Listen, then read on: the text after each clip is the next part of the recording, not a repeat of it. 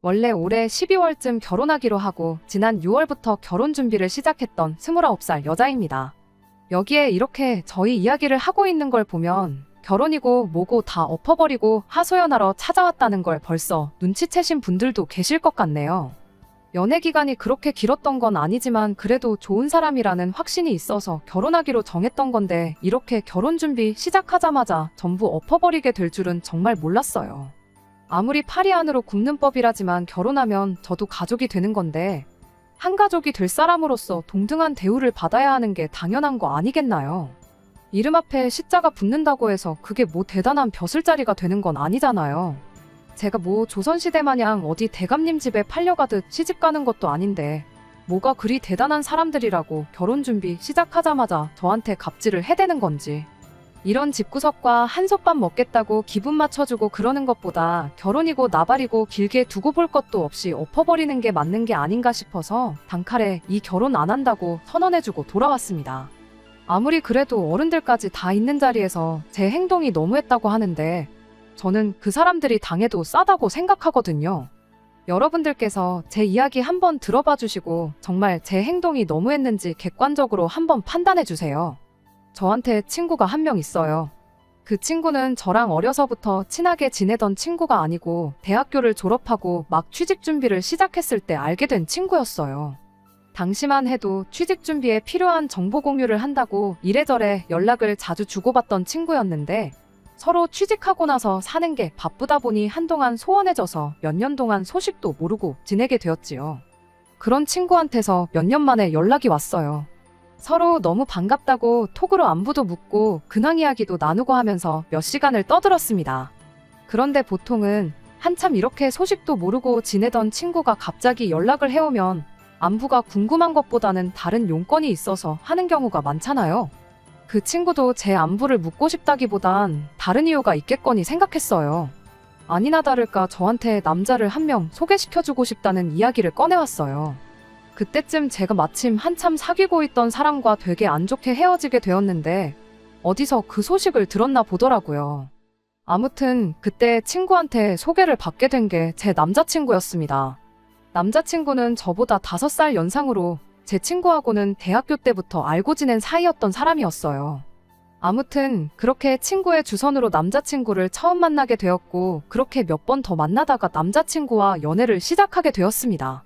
연애 6개월 차가 되었을 때 남자친구가 먼저 결혼에 대한 이야기를 꺼내왔어요. 연애만 하는 것도 좋지만 자기가 아무래도 나이가 있다 보니 결혼을 생각하지 않을 수가 없다면서 조금 더 진지하게 저랑 만나고 싶다고요.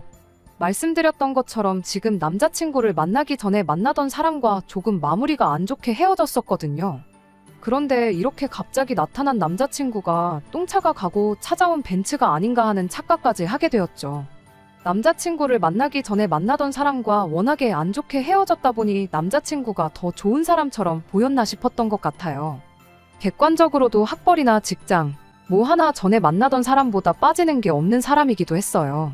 아무튼 저도 늦은 나이는 아니지만 곧 30을 앞두고 있던 나이다 보니 남자친구가 꺼낸 결혼 이야기를 긍정적으로 받아들이게 되었습니다. 그 뒤로 반년 정도를 더 만나다가 지난 6월에 남자친구의 청혼을 받게 되었고 그렇게 저희는 올해가 가기 전에 결혼식을 올릴 계획을 세우고 본격적으로 결혼 준비를 시작하게 되었습니다. 남자친구와 저 사이에 친구가 있다 보니 결혼 이야기 오가는 동안에 서로가 말은 안 했지만 대충 조건이 어느 정도인지에 대해서는 어렴풋이 알고는 있었어요. 그러다 남자친구의 청혼을 받고 나서는 쉬쉬할 일도 아니겠구나 싶어서 서로의 경제 상황에 대해서 오픈을 하게 되었습니다.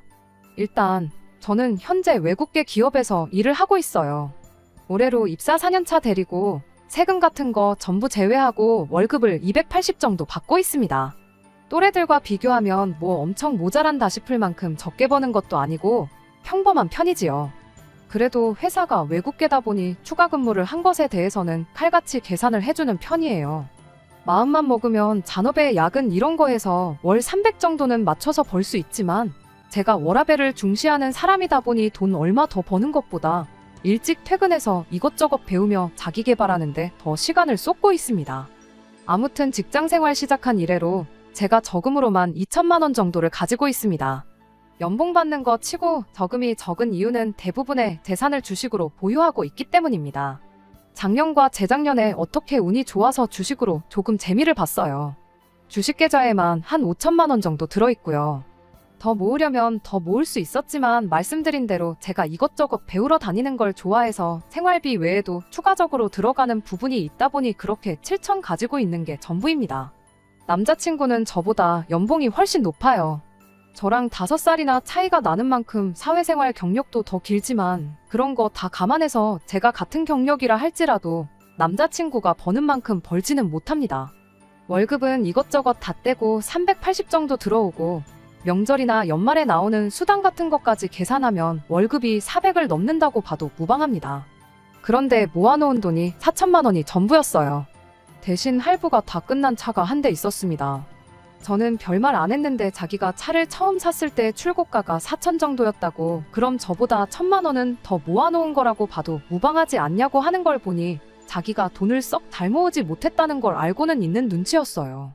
그래도 제가 돈을 그것밖에 못 모았냐고 따진 것도 아니고 아무 말도 안 했는데 저러는 걸 보니까 좀 어이가 없었습니다. 그래서 차를 샀을 때 가격이 아니라 지금 당장 처분했을 때 얼마나 쳐주는지를 봐야지 맞는 거 아니냐고 한마디 따졌죠. 그랬더니 남자친구가 난데없이 제 주식을 가지고 걸고 넘어져 왔습니다. 주식도 팔아야 돈인 거 모르냐고 지금 주식 계좌에 있는 5천만 원이 내일도 똑같이 5천만 원이라고 생각하지 말라고 하는 거예요. 주식이라는 게 원래 예상할 수 없는 것이다 보니 남자친구 하는 말이 틀린 말은 아니었지만 그 상황에서 그런 말을 한다는 건 억지나 마찬가지였습니다. 그 말이 나온 순간 당장 제 주식을 처분해버리면 되는 상황이었으니까요. 남자친구야말로 자동차를 당장 업자한테 넘긴다고 하면 출고가 4천은 커녕 절반값이나 받을 수 있을까 말까였으니 말이에요.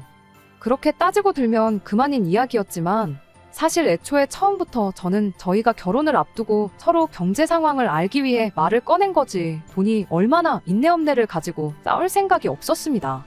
저 또한 당장 제 돈의 대부분이 주식에 묶여있는 상황이었던 데다가 계속 상승세를 타고 있는데 결혼 때문에 굳이 그 돈을 빼고 싶지는 않았거든요. 적어도 신혼집 구하기 하루 전까지는 손에 쥐고 있고 싶었고 가능만 하다면 향후 몇 년은 그냥 들고 있고 싶었던 게 제 마음이었어요. 그러니 따지고 보면 저는 수중에 2천밖에 없는 거나 마찬가지였는데 그 상황에서 제가 남자친구한테 돈을 너무 못 모은 거 아니냐고 따지고 들 이유가 하나도 없던 상황이었습니다. 그래서 남자친구한테 그냥 결혼 앞두고 우리 상황이 어떤지 알고 싶었을 뿐이지 모아놓은 돈은 크게 상관없다. 어차피 대출을 꽤 많이 끼고 시작할 텐데 오히려 오빠 월급이 좋은 게 훨씬 다행인 거 아니냐. 지금 당장보다는 앞으로가 중요한 거 아니겠냐. 이렇게 말해주면서 오해는 풀었고 다툼까지 가지는 않았네요. 그제서야 남자친구도 조금 평정심을 되찾더니 모아놓은 돈이 별 볼 일 없던 이유에 대해서 나름 해명 아닌 해명을 해줬어요. 자기가 취직한 이래로 부모님한테 직접적으로 돈을 드렸던 적은 한 번도 없지만 여태껏 자기가 공부할 수 있는 여건도 마련해주시고 지금 이렇게 자리 잡을 때까지 부모님이 자기한테 해주신 게 있지 않냐고. 이날이 때껏 자기한테 베풀어 주신 만큼 전부 돌려드릴 수는 없겠지만 최대한 자기가 힘닿는 데까지는 잘해드리고 싶어서 그랬던 거라면서요. 차를 일찍 뽑은 것도 평생 일하는 것밖에 모르고 사셨던 두 분이시다 보니 쉬는 날에 어디 놀러갈 줄도 모르셔가지고 이젠 그렇게 고생만 하실 필요 없다고 자기가 주말이면 여기 모시고 다니고 저기 모시고 다니고 하려고 뽑았던 거랍니다. 제 질문에 예민하게 굴었던 이유는 혹시나 자기가 모아놓은 돈이 별로 없다는 이유로 청혼을 받자마자 결혼을 안 한다고 나올까봐 그랬던 거라며 자기가 성급했다고 사과를 바로 해왔어요. 1년 짧은 기간이나마 연애하는 동안 한 번도 다툰 적이 없었는데 결혼하기로 하자마자 크게 다투진 않을까 싶었는데 자기가 잘못했다는 거 바로 인정하고 사과를 하는 모습에 안심이 되더라고요. 쓸데없이 자기 자존심 지키겠다고 계속 화내는 것보다 인정할 거 인정하는 모습이 100배 1000배 낫다고 생각했거든요. 그리고 동시에 가족들한테 잘하는 가정적인 면도 좋게 보였어요. 맹목적으로 이제 돈을 버니까 부모님한테 효도하겠다고 돈 받는 대로 퍼주고 그러는 게 아니라 그동안 자식들 미래를 책임지느라 고생하신 부모님과 여지껏 쌓지 못한 추억을 만들기 위해 돈을 썼던 것이니까요. 자기만 알고 이기적인 그런 사람보다야 그런 마음을 쓸 줄 아는 모습이 좋아 보였어요.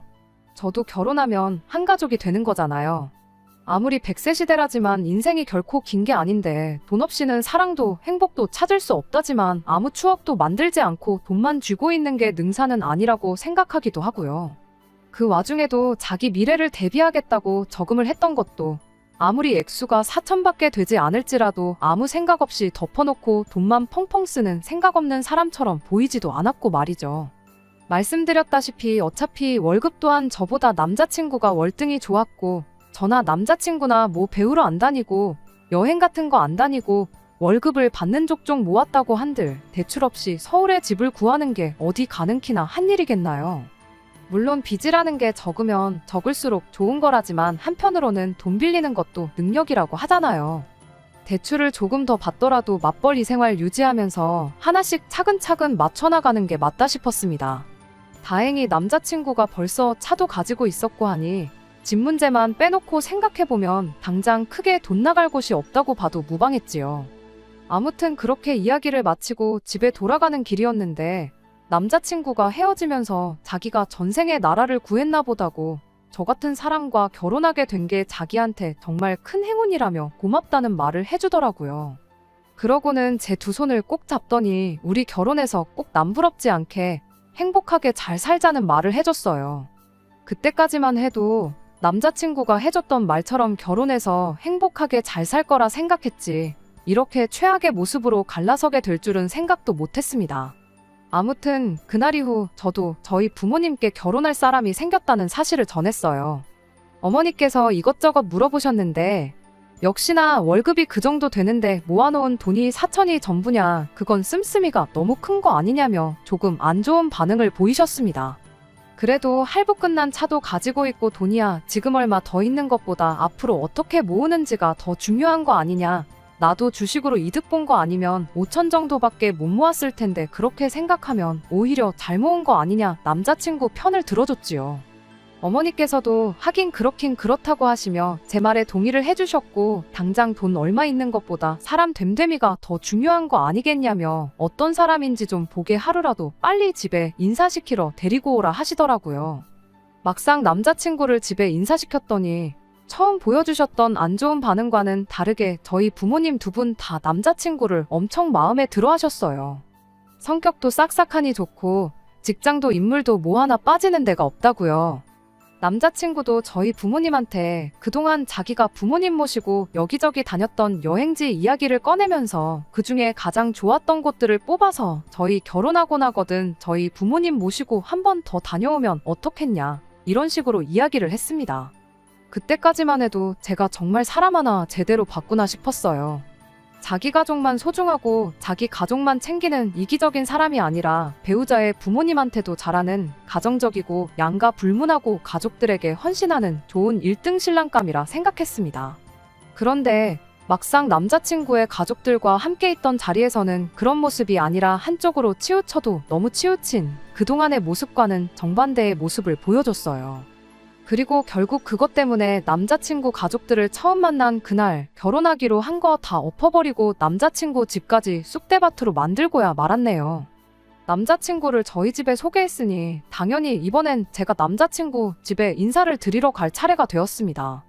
남자친구가 워낙에 저희 집에서 좋은 모습을 보여줬으니 저 또한 남자친구가 했던 것처럼 똑같이 좋은 모습을 보여주고 싶었어요. 다만 제 성격이 남자친구처럼 싹싹하고 어른들 앞에서 긴장 안 하고 그런 성격이 아니다 보니 혹시나 실수하지 않을까 걱정도 많이 했습니다. 다행히 남자친구 부모님이 그렇게 깐깐해 보이는 사람들은 아니었어요. 저희가 근처까지 다 와간다고 연락했더니 아파트 현관까지 나오셔서 저희를 마중 나와 주셨어요. 그 길로 예약한 식당에 가서 식사를 하고 왔습니다. 모처럼 외식하러 나왔는데 밥 먹는 중에 이런저런 질문했다간 먹다 체할 수도 있다고 본격적인 이야기는 집에 가서 하자며 정말 간단한 질문들 외에는 아무것도 안 물어보셨어요. 그런 사소한 배려에 좋은 분들이구나 하는 생각을 가졌고 그러면서 저도 점점 긴장했던 게 조금씩 풀어지기 시작했습니다. 그렇게 식사를 마치고 다시 남자친구 집으로 향했고 그때부터 남자친구 부모님의 질문 공세가 이어지기 시작했습니다.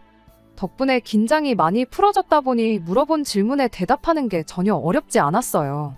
남자친구가 저희 부모님께 했던 만큼 싹싹하지는 않았지만 나름대로 잘했다고 생각했고 저 혼자만의 생각일 수도 있겠지만 남자친구 부모님 또한 저를 마음에 들어 하시는 듯 싶었습니다.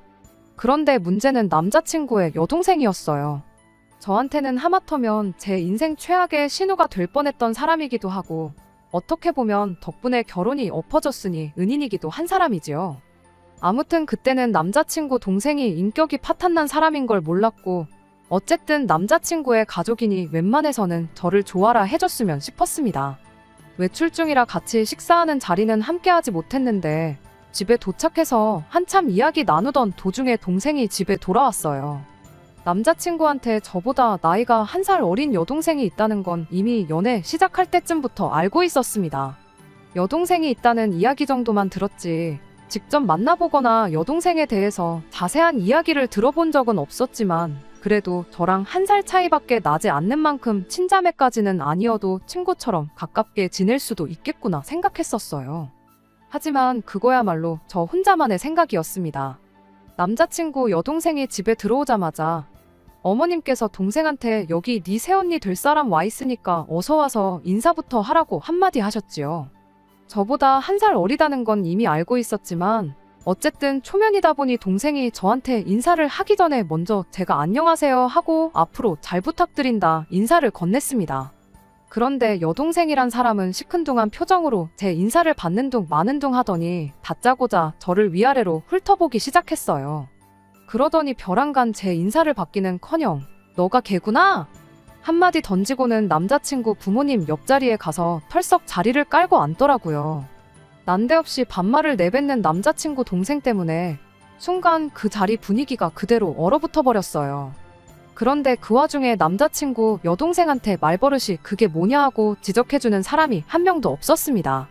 남자친구가 설마 동생이나 부모님께 제 나이를 말을 안 해줬나 싶기도 했는데 말을 안 해준 건 둘째치더라도 남자친구 본인이 이미 제가 1살 더 많은 걸 알고 있는데 그 상황에 동생한테 말 한마디 안 하고 가만히 있는 건지 싶었습니다. 애초에 초면인 사람한테 반말부터 내뱉는 게 정상은 아닌 상황이잖아요. 몰랐을 수도 있지, 착각했을 수도 있지 하고 그냥 넘길 상황도 아니었어요.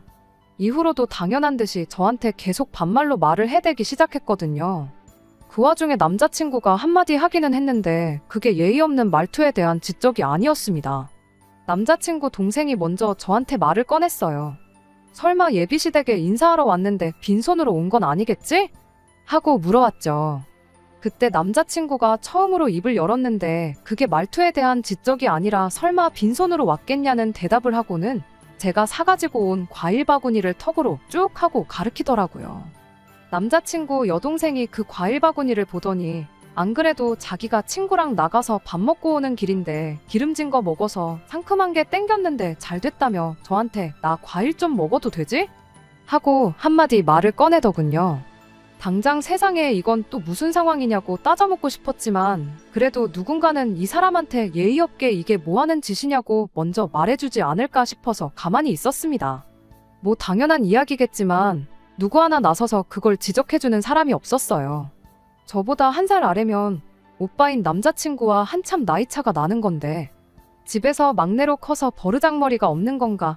아니면 반대로 막내라서 남자친구고 남자친구 부모님이고 그냥 뭔 짓을 하던 간에 오냐오냐 해주는 건가 싶었어요.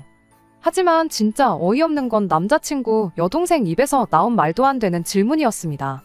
아니, 질문이라고 하기도 뭐하고 오히려 통보에 가까웠지요. 제 의사는 물어보지도 않고 남자친구한테 곧바로 물어보더라고요. 오빠 결혼하면 맞벌이 하는 거냐고 묻더니 그럼 돈을 2배로 벌겠다며 이참에 자기 매달 주던 용돈도 2배로 올려서 100만 원씩 달라는 소리를 했으니까요. 분명 남자친구가 저한테 가족들한테 돈을 퍼주느라 못 모은 게 아니고 가족들과 추억을 만드는 데 썼다는 말을 했는데 그 말과는 전혀 다른 이야기가 나오니 적잖이 당황스러웠죠. 그런데 더더욱이 어이가 없었던 건 이어진 남자친구의 반응이었습니다. 2배나 올리기는 뭐하고 조금 더 주긴 하겠다는 예상도 못한 대답을 해왔거든요. 그래서 곧장 남자친구한테 그게 무슨 소리냐고 물어봤어요. 그랬더니 남자친구 대신해서 동생이 대답을 해주더라고요. 오빠가 동생한테 용돈 주는 게 뭐 이상하냐고요. 그래서 제가 대답했어요. 오빠가 동생한테 용돈 정도 당연히 줄 수 있는 건데 매달 50만 원씩 주는 건 이상한 거 맞다고요.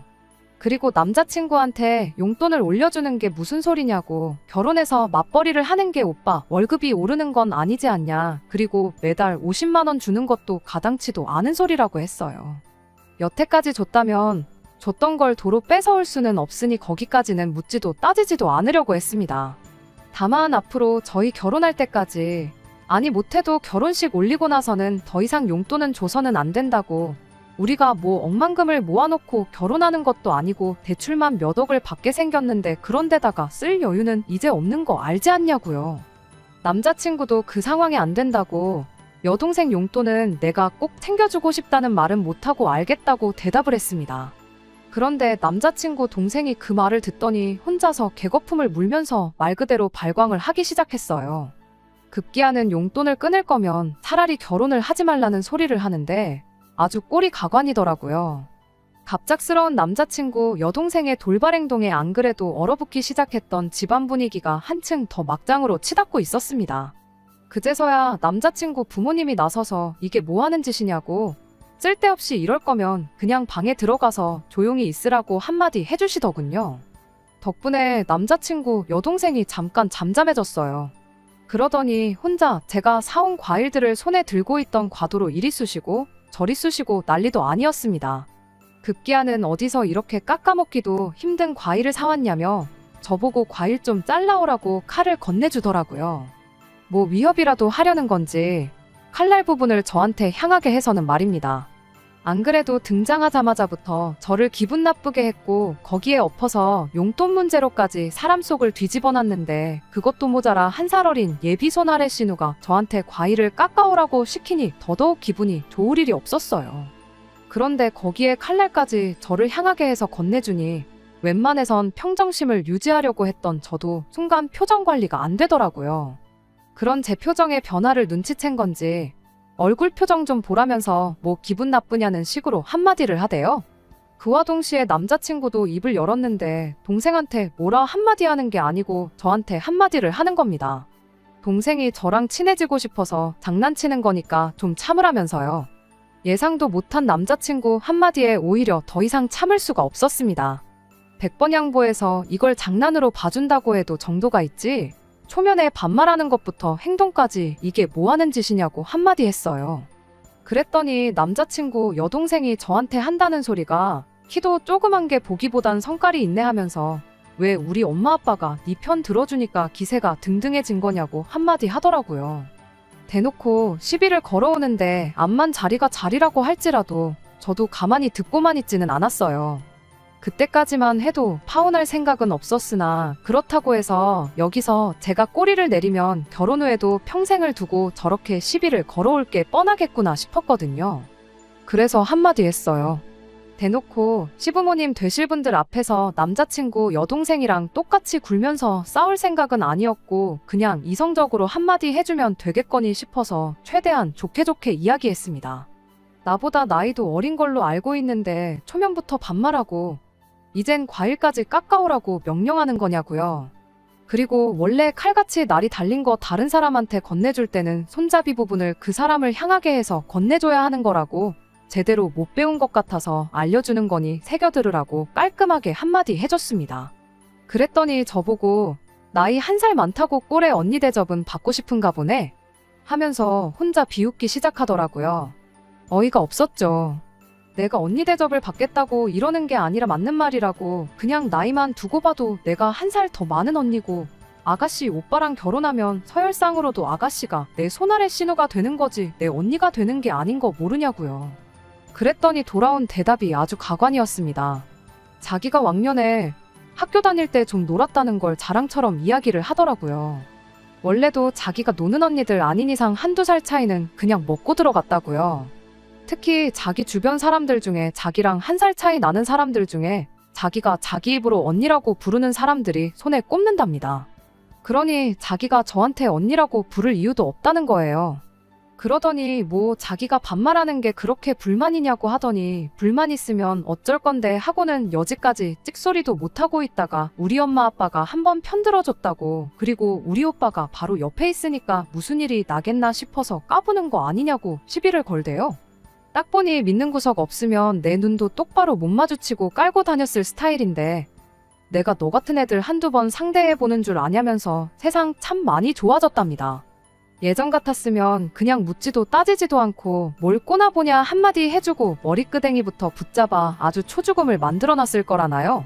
그 와중에 남자친구던 남자친구 부모님이던 누구라도 동생이 파혼하라고 고사를 지내는 건지 지 혼자 미쳐 날뛰는 걸 말려줬더라면 저 또한 파혼까지 택하진 않았을 수도 있어요. 그런데 그나마 제 편을 들어주는 것 같던 남자친구 어머니도 우리 애기가 용돈 못 받게 되니까 더 저러는가 보다 하면서 그래도 주던 걸 어떻게 못 주게 할 수 있냐며 애가 용돈 받던 건 건들지 말라고 한마디 하시더군요. 남자친구도 그러는 게 좋겠다고 거들어주기 시작했고요. 이젠 온 가족이 나서서 자기를 도와주니 남자친구 여동생이 아주 기가 살아가지고는 이제 네 편은 아무도 없는 것 같은데 전세가 역전된 거 딱 봐도 모르냐며 알아서 기라고 한마디 하는 겁니다. 그때 저도 뚝하고 제 인내심이 끊어졌어요. 아무리 파리 안으로 굽는 법이라지만 이 집구석에 한 식구로 들어오면 제가 앞으로 무슨 꼴을 당하며 살게 될지 눈에 보이기 시작하더라고요. 그렇게 파혼까지 각오하니 저 혼자 예의 차리고 좋게 말할 이유도 없다 싶어서 저도 그때부터 똑같이 반말로 말을 하기 시작했습니다. 연예인이나 운동선수같이 유명한 사람들도 혹시나 자기가 과거에 잘못했던 거 들킬까봐 조마조마해하고 실제로 들킨 사람들은 아무리 당사자한테 사죄를 하고 용서를 빌어도 활동을 다시 못할 만큼 나락에 가버리는 정의가 승리하는 사회가 되었으니 네 말대로 세상 참 좋아진 것 같다고요. 그리고 남자친구는 물론이고 남자친구 부모님 앞에다 대고 저걸 보니 이 집 가정교육 수준이 어느 정도 되는지 알겠다고 나는 이 집에 며느리로 들어오기엔 너무 아까운 것 같으니 결혼 이야기는 없던 걸로 하고 저도 여기까지만 하고 이만 가보겠다 말하고 자리에서 일어났어요. 그리고 남자친구 동생한테 마지막으로 한마디 해줬습니다. 뭔가 크게 착각하는 것 같은데 왕년에 사람 괴롭히고 그런 이야기 어디 가서 자랑처럼 할 만한 이야기가 아니고 네 얼굴에 네 부모 네 오빠 얼굴에 침 뱉는 거나 마찬가지니까 오늘부로 그 이야기는 어디 가서 꺼내지도 말라고 충고 한마디 해줬습니다. 그리고 나서 남자친구 동생이 난도질을 해놓은 과일은 두고 멀쩡한 과일들만 챙겨 들고 저런 인간도 안 되는 애 먹으라고 사온 과일이 아니니 아까워서라도 도로 가져가겠다 말하고 현관문 쪽으로 몸을 돌렸어요. 그런데 뒤에서 남자친구 동생이 저를 향해 냅다 뛰어오더라고요. 머리끄댕이라도 잡으려는 건지 팔을 뻗길래 그대로 그 팔을 잡아서 업어치기로 바닥에 내동댕이를 쳐버렸어요. 지난 몇 달 동안 남자친구 입에서 처음 결혼에 대한 이야기 나왔을 때 혹시나 싶어서 체중 관리도 미리미리 할 겸해서 운동을 시작했었거든요. 그냥 헬스장만 다니기에는 지루한 것 같고 새로운 것도 배워보고 싶어서 집 근처에 있는 종합격투기 도장에 등록해서 주짓수며 유도며 이런 걸 배웠거든요. 체중 관리가 목적이었지 실전에 쓰려고 배운 건 아니었는데 이렇게 배운 걸 써먹고야 말았네요. 아무리 제가 먼저 결혼은 없던 일로 하겠다고 말을 하긴 했지만 결혼 허락받으러 간 자리에서 다른 사람도 아니고 예비신우 될 사람을 바닥에 패대기 쳐버렸으니 이제 진짜로 이 결혼은 물 건너갔구나 싶었습니다. 갑자기 펼쳐진 상황에 다들 당황한 기색이 역력했는데 그 틈을 타서 집에서 빠져나왔어요. 그제서야 남자친구가 정신을 차린 건지 저를 쫓아나왔는데 급하게 제 손을 낚아채서 한다는 소리가 미안하다는 사과가 아니라 지금 어른들 계신 데서 뭐 하는 짓이냐고 따지고 들더라고요. 그러더니 당장 동생한테 먼저 사과하라길래 낚아챈 제 손을 쥐고 있던 남자친구 손을 그대로 비틀어 꺾어버렸어요. 이것도 도장에서 호신술 수업 시간 때 배운 건데 이런 데서 또 써먹을 줄은 몰랐네요. 그대로 손목이 꺾인 남자친구가 비명을 지르며 그대로 바닥에 주저앉더라고요. 마무리까지 이렇게 확실하게 정을 떼주니 오히려 고마울 따름이었습니다. 참 좋은 사람이라 생각했고 결혼까지 생각했는데 본 모습이 이런 사람일 줄은 몰랐다고. 동생 용돈 못 주게 된 게 엄청 아쉬워 보였는데 오히려 잘 된 거 아니냐고. 평생 인간도 못 되는 동생 뒷바라지나 해주면서 살라고 한마디 해주고 집에 돌아왔습니다. 저희 어머니가 이야기 듣더니 뭐 그런 경우 없는 집구석이 다 있냐며 어이없어 하시더라고요. 남자친구를 맘에 들어하긴 하셨지만 제 인생이 시궁창으로 빠지게 될 게 눈에 뻔한 상황인데 오히려 현명한 결정을 내렸다고 잘했다고 칭찬해 주셨어요. 제가 나이가 많은 것도 아니고 능력이 없는 것도 아닌데 미천 다 드러난 집구석에 제가 시집갈 이유가 하나도 없다고요. 다들 하나같이, 심지어 도장 사범님마저도 제가 잘했다고 이야기만 들어도 속이 다 시원하다는 반응이었는데 딱 한 사람 다른 반응을 보인 사람이 있었어요. 바로 남자친구를 저에게 소개해줬던 그 친구였습니다. 그래도 다른 사람도 아니고 남자친구 부모님이 계신 자리인데 그렇게 쑥대밭으로 만들어 놓았어야 했냐며 제가 잘못했다고 하더라고요. 남자친구가 자기 회사랑 가장 큰 거래처에서 일하는 사람인데 혹시나 제 일 때문에 자기 일하는데 지장이 생기면 어떡하냐면서 저보고 빠른 시일 내로 남자친구한테 사과를 했으면 좋겠다고 하더라고요. 아마 저를 소개시켜줬던 것도 남자친구한테 잘 보이려고 해줬던 거겠구나 싶었고 그걸 알게 되니 이 친구하고도 계속 가깝게 지낼 이유가 없겠구나 싶었습니다. 남자친구나 이 친구 말 맞다나 예비시 부모님 될 사람 앞에서 그 집 딸을 바닥에 패대기 치고 예비신랑 손목을 꺾어서 무릎까지 꿇게 만든 게 정말 제가 잘못한 일인가요? 저는 아직도 제가 잘못한 거 하나도 없다고 생각합니다. 그 인간들은 당해도 싼 인간들이고 그 정도로 해도 평생 정신 못 차리고 살 거라는 걸 알고 있거든요. 어차피 취직한 이래로 연락도 거의 없이 생사 정도만 알고 지낸 친구였다 보니 손절하는데 그렇게 아쉬움이 남거나 어려운 건 하나도 없었어요. 덕분에 제 인생에 평생 필요 없을 인맥도 하나 정리했네요.